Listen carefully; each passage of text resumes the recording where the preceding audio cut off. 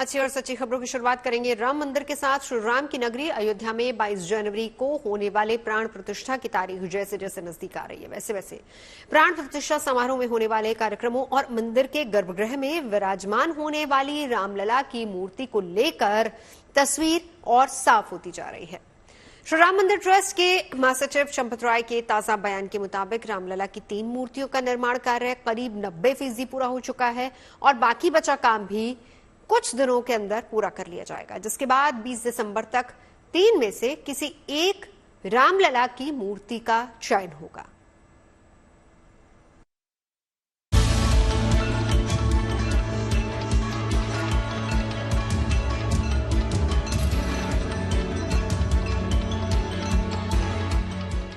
प्राण प्रतिष्ठा के लिए राम मंदिर का ग्राउंड फ्लोर करीब करीब बनकर तैयार है और मंदिर के गर्भगृह में विराजमान होने वाली रामलला की मूर्ति का निर्माण भी अंतिम दौर में है। राम भक्तों को ये गुड न्यूज दी है राम मंदिर ट्रस्ट के महासचिव चंपत राय ने, जिनके मुताबिक 3 कारीगर 3 अलग अलग पत्थरों में रामलला के बाल रूप की प्रतिमा को बना रहे हैं, जो कि 90% तक मूर्ति निर्माण का काम पूरा हो चुका है और अब इन मूर्तियों की फिनिशिंग का काम जारी है। ये फिनिशिंग का काम भी 1 सप्ताह के भीतर पूरा होने की उम्मीद जताई जा रही है। ये पत्थर की प्रतिमाएं लगभग तैयार है, 90% तक तैयार है। 1 सप्ताह का फिनिशिंग वर्क बाकी है। इस विग्रह की प्रतिष्ठा मंदिर के ग्राउंड फ्लोर के गर्भगृह में होनी है। मंदिर का ग्राउंड फ्लोर लगभग तैयार है, गर्भगृह पूरी तरह से तैयार है, इसलिए प्राण प्रतिष्ठा होने में कोई बाधा नहीं है। राम मंदिर ट्रस्ट की ओर से बताया गया है कि राम जन्मभूमि मंदिर में भगवान राम के 5 साल के बालक स्वरूप की खड़ी पत्थर की मूर्ति 4 फीट 3 इंच की होगी, जिसकी भाव भंगिमा पर मूर्तिकार खास ध्यान दे रहे हैं। 3 अलग अलग पत्थरों से बन रही इन मूर्तियों में किसी एक मूर्ति का चयन 20 दिसंबर तक मंदिर ट्रस्ट की ओर से कर लिया जाएगा, जिसकी प्राण प्रतिष्ठा 22 जनवरी के दिन शुभ मुहूर्त में मंदिर के गर्भगृह में की जाएगी। राम जन्मभूमि मंदिर में भगवान राम के बाल रूप 5 वर्ष का बालक बाल रूप की पत्थर की खड़ी प्रतिमा 4 फीट 3 इंच, ये अयोध्या में 3 स्थानों पर बनाई जा रही है। 3 कारीगर 3 अलग अलग पत्थरों में बना रहे हैं। भगवान जिस किसी के हाथ को स्वीकार कर ले। करोड़ों राम भक्त 22 जनवरी को इस शुभ घड़ी का इंतजार बड़ी ही बेसब्री से कर रहे हैं, जब उनके आराध्य प्रभु श्री राम मंदिर में विराजेंगे। जब मौका इतना खास है तो जाहिर है कि प्राण प्रतिष्ठा के इस समारोह में देश ही नहीं बल्कि विदेशों से भी लोग आएंगे। चंपत राय का कहना है कि 4000 साधु संतों और देश के जाने माने लोगों के अलावा 50 देशों से एक प्रतिनिधि को भी बुलाने का प्रयास किया जा रहा है। काफी बड़ी संख्या में बाई हैंड और अभी तक लगभग 3200 संतों को बाई पोस्ट सूचनाएं प्रेषित कर दी गई हैं। 2-3 दिन में 700-800 संतों को भी बाई पोस्ट समाचार चले जाएंगे। 2000 गृहस्थों के नाम लिखे जा चुके हैं। समाज जीवन के सभी अंग हैं।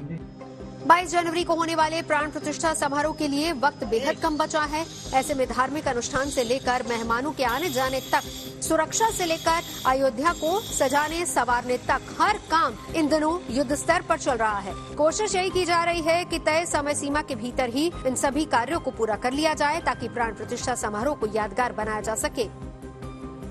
अयोध्या से बनवीर सिंह के साथ bureau report, good news today. प्राण प्रतिष्ठा से जुड़ी इन तमाम तैयारियों के बीच रामलला की पूजा के लिए चुने गए अर्चकों की ट्रेनिंग भी कल से शुरू होने वाली है। अर्चकों की ये ट्रेनिंग रंग वाटिका में होगी, जहां पर इन अर्चकों को ट्रेनिंग अयोध्या के आचार्यों के साथ विशेषज्ञ भी देंगे, जो कि इन्हें रामलला की पूजा पाठ, भोग और श्रृंगार जैसे कामों में कुशल बनाएंगे। और इन अर्चकों से बात की हमारे सहयोगी बनवीर सिंह ने। हम तो यहाँ पर निश्चित रूप से चाहेंगे कि ऐसे पंडितों का प्रशिक्षण यहाँ पर होता रहे, चाहे राम जी के मंदिर की बात हो, चाहे अन्य मंदिरों की बात हो, जहाँ पर अधीत विद्वान और संस्कार संपन्न अर्चक होते हैं, पुजारी होते हैं, निश्चित रूप से वहाँ पर भगवान की सेवा उत्तम रीति से होती है। इसलिए हम तो चाहेंगे कि अन्य रूप से रहे, लेकिन अभी जो हमारा यह प्रकल्प है यह 6 महीनों के लिए। यह विश्व का आदर्श एक जो श्री राम जन्मभूमि मंदिर बनने जा रहा है, सबके लिए आदर्श होगा। वहां तो कोई भी यदि वहां का अर्चक है तो सीधे ही केवल यदि उसे शास्त्रों का ज्ञान है तो जाकर के ही पूजा न करेगा। तो जो लोग परंपराओं से मंदिरों में पूजा कर रहे हैं, ऐसे विद्वान आचार्यों के संरक्षण में उसे सारी क्रियाएं पहले यहाँ पर करा ली जाएंगी और उनमें जो योग्य लोग होंगे, कुछ लोगों का चयन करके उन्हें अर्चक के रूप में मंदिर में स्थापित किया जाएगा। आगे बढ़ते हैं और अब बात कर लेते हैं समीर और जावेरिया की, जिनका निकाह जनवरी में होने वाला और एक दिन पहले ही पाकिस्तान के कराची शहर की जावेरिया खानुम अटारी वाघा बॉर्डर के जरिए भारत पहुंची। जावेरिया कोलकाता के रहने वाले समीर खान से शादी करने जा रही हैं और अपने प्यार को इस मुकाम तक पहुंचाने में समीर और जावेरिया को कई दिक्कतों का सामना करना पड़ा, लेकिन तमाम मुश्किलों से लड़कर आखिरकार दोनों रिश्ते के बंधन में बंधने जा रहे हैं। और इन दोनों के बीच कैसे प्यार हुआ और फिर ये किस्सा कैसे शादी तक पहुंचा, इसकी कहानी बहुत दिलचस्प है और इनकी शादी की कैसी तैयारियां चल रही हैं, इसके बारे में भी कुछ देर पहले मेरी सहयोगी शगुफ्ता ने इस जोड़े से बात की। आप दोनों का बहुत बहुत स्वागत है गुड न्यूज टुडे पर। आज क्या कुछ चल रहा है, कल से लेकर आज का कितना चेंज, कितना बदलाव, क्या हुआ? मैम अभी भी प्रोसेस ही करने में लगे हुए हम लोग, दिमाग मेंटल प्रोसेस चल रहा है और अभी भी बिजी हैं। आप देख रही हो कि आपके साथ हैं हम अभी, और बस टाइम जैसे ही मिले हम लोग और तैयारी शुरू कर रहे हैं शादी की। जो लीगल प्रोसेस है वो भी कर रहे हैं साथ में। अच्छा, सुबह से लीगल प्रोसेस में ही थोड़ा सा बिजी थे, थोड़ा सा बताइए कि कहां तक पहुंचा है मामला, क्या कुछ फॉर्मेलिटीज जो है अभी भी बाकी हैं, क्या कुछ कर रहे थे अभी तक? थोड़ा सा स्ट्रेस क्यों नजर आ रहा है? नहीं, नॉर्मल जो फॉर्मेलिटीज होती है वो है। बस थक गया हूँ मैम। अरे शादी यार, शादी वाले घर में लड़का थकता नहीं है, हर टाइम हंसना चाहिए, मुस्कुराना चाहिए। हम देखिए कितने एक्साइटेड हैं आपकी शादी को लेकर, तो हंसिए, मुस्कुराइए, क्योंकि गुड न्यूज टुडे है। गुड न्यूज टुडे पर हर कोई स्माइल करता है। अब सब कोई जानना चाहता है कि इस शादी में होने क्या वाला है, क्या रस्मों रिवाज होने वाले हैं, क्या कुछ फंक्शंस होने वाले हैं। समीर, आप मुझे ये बताइए कि रस्में कैसे आगे बढ़ेंगी, पहला फंक्शन क्या होगा, दूसरा फंक्शन क्या होगा, थोड़ा सा बताइए हमें। जी हम लोग की शादी 1 जनवरी है, जैसे आपको मैंने कल बताया था। 3 तारीख को हल्दी है, 4 तारीख को संगीत है, फिर 5 तारीख को एक छोटा सा ब्रेक है और 6 तारीख को हम लोग की शादी है। हल्दी की रस्म में ना आजकल क्या चल रहा है कि थीम्स चल रहे हैं, कलर थीम होता है। जो मैंने देखा है अभी तक कि येलो थीम होता है वहां पर। तो जावेरिया, हम आपको येलो परिधान में, पीले परिधान में देखेंगे या फिर कुछ और थीम रखा है उसके लिए? मेरी जो मम्मी है, मेरी सास, उन्होंने तो खैर जितने कलर्स हैं शायद सारे भर दिए मेरे कपड़ों में, तो सारे कलर्स दिखेंगे आपको। अच्छा, पाकिस्तान में भी तैयारियां चल रही होंगी। पाकिस्तान में भी जाहिर सी बात है कि रस्मों रिवाज के साथ चीजों को आगे बढ़ाया जाएगा। वहां पर क्या कुछ चल रहा है जावेरिया घर में? पाकिस्तान फिलहाल मेरी फैमिली तो मुझे ज्वाइन नहीं कर पा रही है, तो इस बात का मुझे थोड़ा सा अफसोस है। बट हम लोग कोशिश कर रहे हैं कि उन लोग का वीजा वगैरह प्रोसेस हो जाए, तो हम लोगों ने भी हम लोग के साथ जी हम लोग इंडियन गवर्नमेंट को रिक्वेस्ट करेंगे कि इनकी फैमिली को वीजा मिले कि वो इनकी शादी देख पाए 1 जनवरी, और रिक्वेस्ट हम लोग देखेंगे कहाँ तक जाती है। देखिए, जब आपका स्वागत हुआ ना, वो विजुअल्स जब मैंने देखे तो मेरे जहन में आया कि समीर जब वहां पर पहुंचे होंगे तो उन्होंने कहा होगा बैंड बाजा बारात, बैंड बाजा बारात, बैंड बाजा बारात। बैंड भी आएगा, बाजा भी होगा, बारात लेने के लिए मैं जाऊंगा और जावेरिया को घर लेकर आऊंगा। जावेरिया, ऐसे ही स्वागत हुआ क्या? जी बिल्कुल बिल्कुल ऐसे ही हुआ। इतना जोर शोर सा, मतलब मैंने एक्सपेक्ट नहीं किया था इतना कुछ, कि मैं पहले घर वाले मिले, उसके बाद बाहर गई तो वो बैंड बाजा पूरा खड़ा हुआ, तो वो सब बहुत बहुत अमेजिंग था, बहुत ही ज्यादा। आई एम श्योर कि बहुत ओवरवेलमिंग होगा आप दोनों के लिए वो सारा कुछ।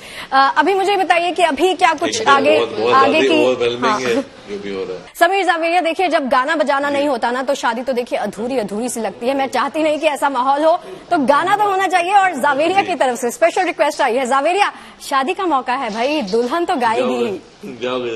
गाना लग जा गले के फिर हंसी रात हो न हो,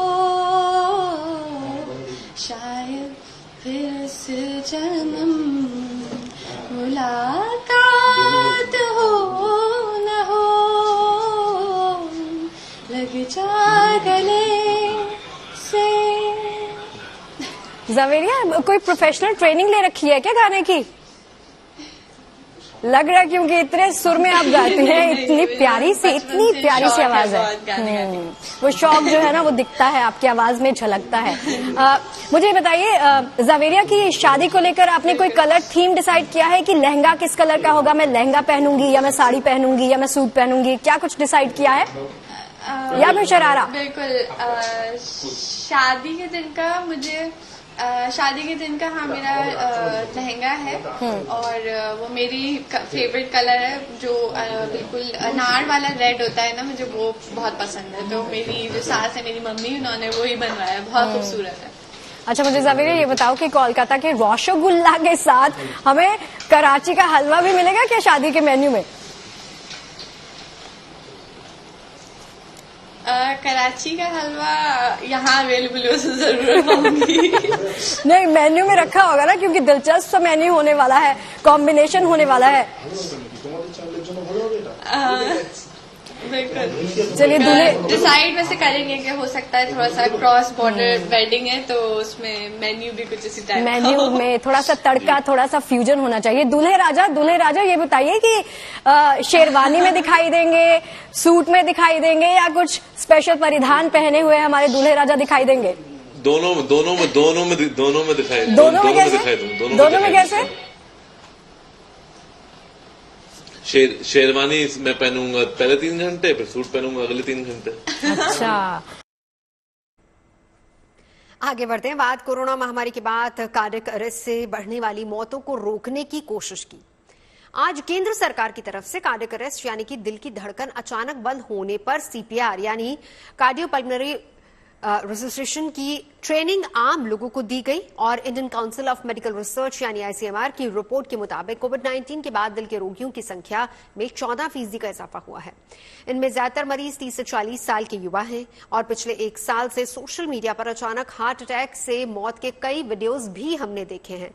कभी कोई शख्स डांस करते हुए गिर जाता है, कोई जिम में कसरत करते हुए गिरा। मौत की कई मामले ऐसे सामने आए हैं और सभी मामलों में मौतों की वजह कार्डियक अरेस्ट ही बताया गया है। नवरात्र के मौके पर आपको याद होगा, तस्वीरें भी हमने दिखाई थी कि गुजरात में भी लोग हैरान रह गए थे जब डांडिया करते करते एक शख्स की जान चली गई थी। 24 घंटे में डांडिया खेलते वक्त 10 लोगों की मौत हो गई थी और सभी की मौत दिल की धड़कन अचानक से रुक जाने की वजह से हुई थी। अगर वक्त पर सीपीआर तकनीक से मदद मिल जाती तो शायद उनकी जान बचाई जा सकती थी। और यही एक वजह है कि केंद्रीय स्वास्थ्य मंत्रालय की तरफ से पूरे देश में निःशुल्क सीपीआर की ट्रेनिंग दी गई। सीपीआर तकनीक को सीखने के लिए 20 लाख लोगों ने रजिस्ट्रेशन करवाया था। खुद केंद्रीय स्वास्थ्य मंत्री मनसुख मांडविया ने भी इस ट्रेनिंग प्रोग्राम में हिस्सा लिया। ऐसे में हम सभी को सीपीआर के बारे में भी कुछ बातें जान लेना चाहिए और इसका इस्तेमाल कर विशेषज्ञ किस तरीके से जान बचा सकते हैं वो भी हम आपको बताएंगे। एक तरह की मेडिकल थेरेपी इसको माना जाता है और सीपीआर इमरजेंसी के हालात में ही इस्तेमाल होने वाली एक प्रक्रिया है जिसका पूरा नाम है कार्डियोपल्मोनरी रेसिस्टेशन। सीपीआर का इस्तेमाल किसी व्यक्ति की सांस या फिर दिल के रुक जाने पर किया जाता है। जब किसी शख्स के दिल की धड़कनें रुकने लगती हैं, उसे दिल का दौरा पड़ता है।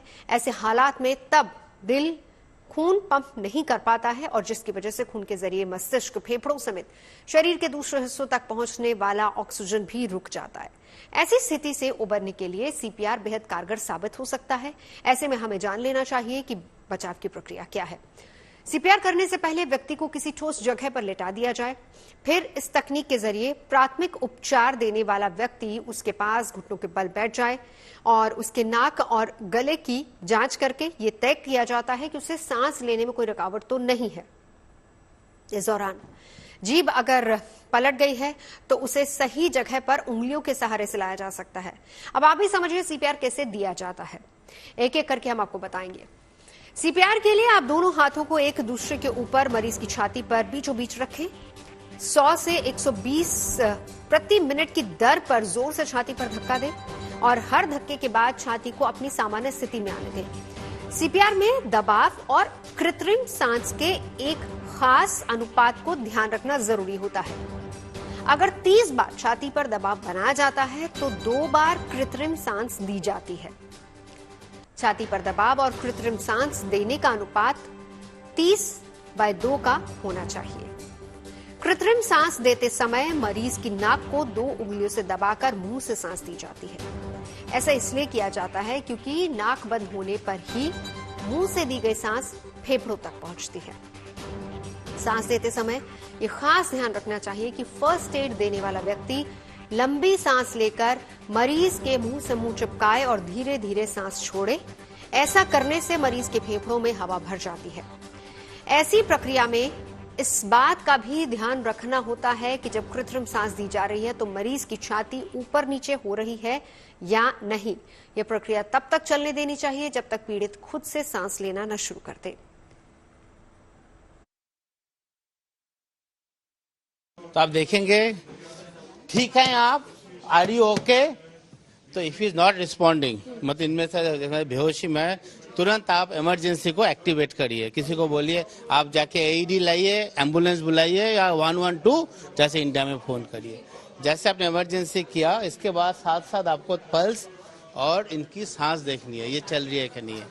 पल्स देखने के लिए हम जो देखते हैं वो कैरोटिड पल्स देखते हैं, तो कि बीच में होती है। आप जाइए बीच से यहाँ आइए, ट्रेकिया फील करके जस्ट लेटरली आएंगे तो यहाँ पर आपको फील होगा कैरोटिड, और इस दौरान आप उनको देखिए सांस चल रही है क्या नहीं। तो ये तीनों चीज अगर मरीज में है, मतलब बेहोशी की हालत है, पल्स फील नहीं कर रहे हैं और सांस नहीं चल रहा, ऐसी स्थिति को हम कहते हैं कार्डियक अरेस्ट, जिसमें हमें तुरंत सीपीआर की जरूरत है। कोई बंदा जैसे लेमैन होते हैं उनके लिए कभी कभी ये पल्स फील करना कभी कभी मुश्किल हो सकता है। ऐसे स्थिति में अगर बेहोशी हालत है और सांस बंद है, ऐसे में भी हम बोलते हैं कि cardiac compression for a layman they should start.